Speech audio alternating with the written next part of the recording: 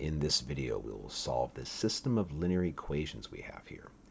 First thing to notice, they are both written in standard form, so elimination probably makes the most sense for solving this system of linear equations. So to solve a system using elimination, we are going to combine them together and wind up eliminating one of our variables. We're going to zero it out.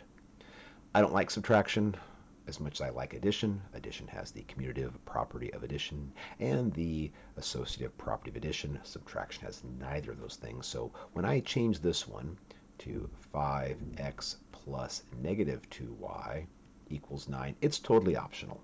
If you like subtraction, go ahead and use it, but do be careful. A lot of sign errors happen with systems of equations if you're not being super careful with your signs.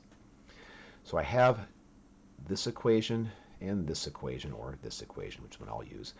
I now look at them and think, what's the easier coefficient to zero out by adding or subtracting, although I typically don't subtract them, the two equations?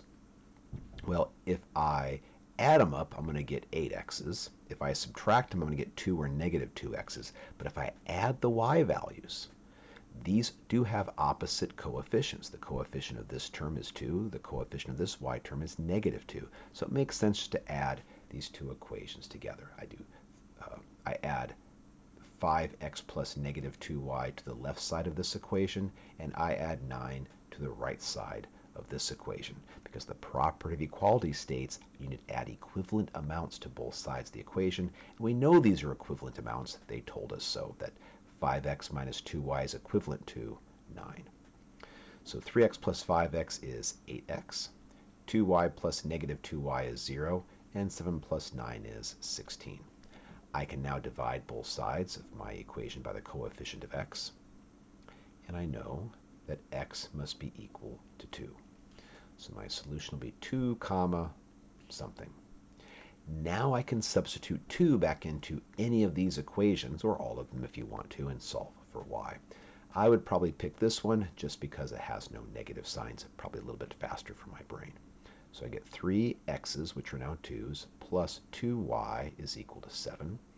I know I get 6 plus 2y is equal to 7. I can subtract the 6 away from both sides, or you could divide both sides by 2. I typically don't divide away the coefficient, though, until I have a single term by itself, just so I don't make a distributive property error.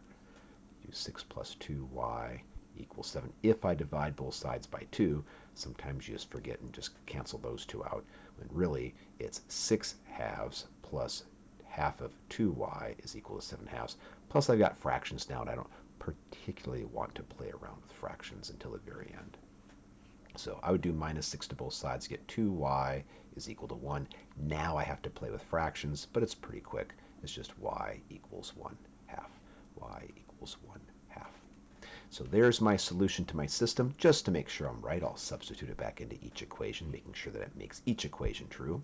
So I get 3x's plus 2y's should equal 7, and 5 of those x's minus 2 of those y's should equal 9.